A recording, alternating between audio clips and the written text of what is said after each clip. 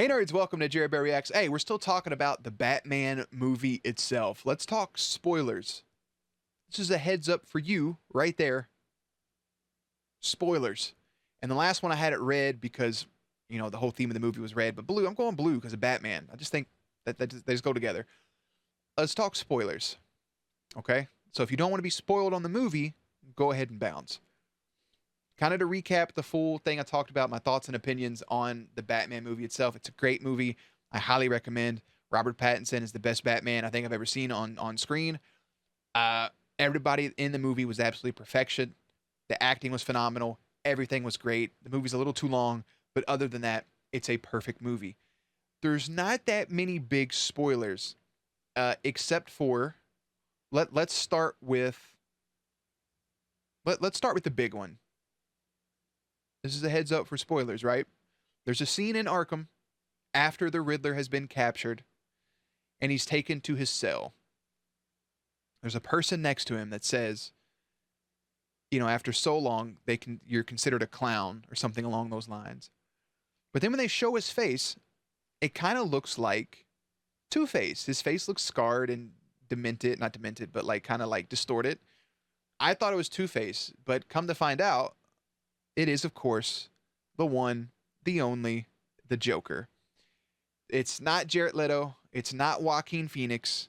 It is not Jack Nicholson reprising his role. It is, and I can't pronounce his name, Barry Keoghan. I had to look it up again. He played Druig in The Eternals. Is there to be the Joker. And obviously there is a phenomenal storyline where Riddler's behind bars and the whole Hush storyline, basically, to introduce Hush to the next one. I like the Joker, it's the year 2 Batman. He's already ran into, taken care of, and putting Joker away for the moment. He hasn't escaped or done anything of that nature. But you can say that you can have the Batman without having the Joker and vice versa. We had a great Joker movie that also included Bruce Wayne, though. But we don't need Joker yet. We don't need Joker yet. I'm just putting that out there. We don't need it.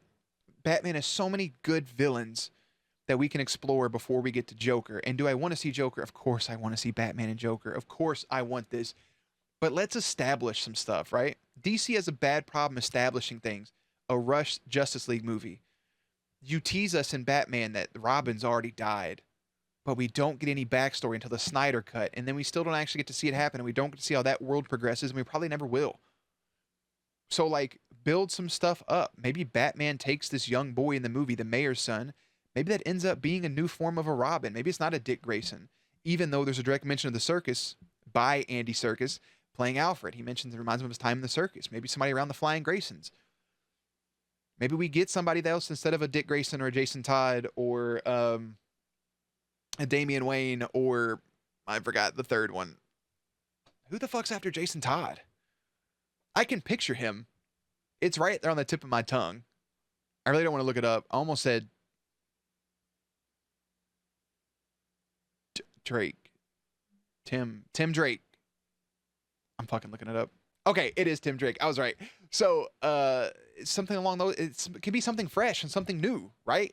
Remember how in the Dark Knight animated stuff that girl became on as a Robin. I can't remember her name at all, but you could do something new like that, and you can have a protege, and you can maybe bypass the Dark Knight storyline, right? And maybe have somebody like a Jason Todd that ends up getting murdered by a Joker.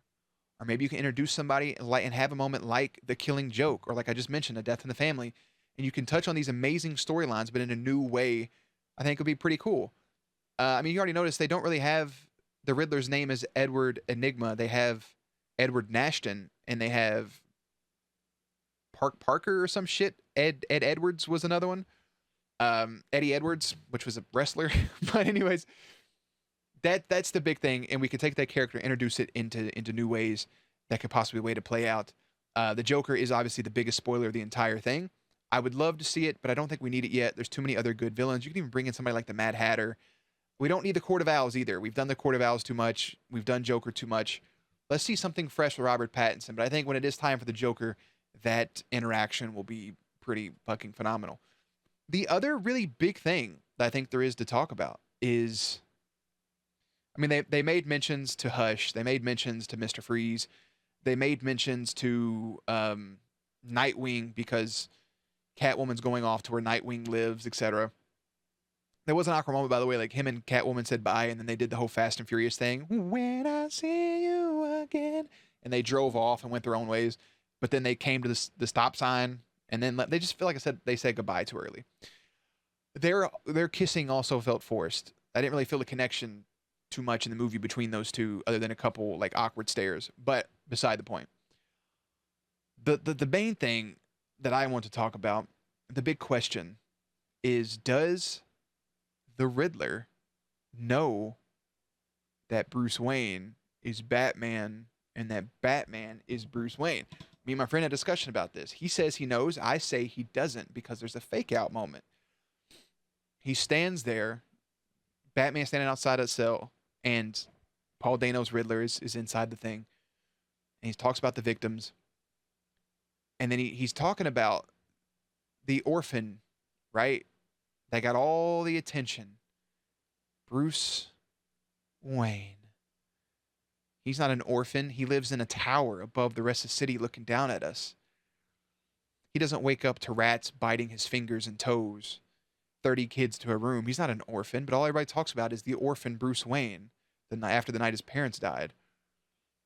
And you're like, he knows. And Batman is visibly emotional. He has tears in his eyes. He's upset because he thinks this is the end of the Batman. This is the end of him being a vigilante. And Riddler keeps saying it, Bruce Wayne. Bruce Wayne. And then he stops. Is the only one we didn't get.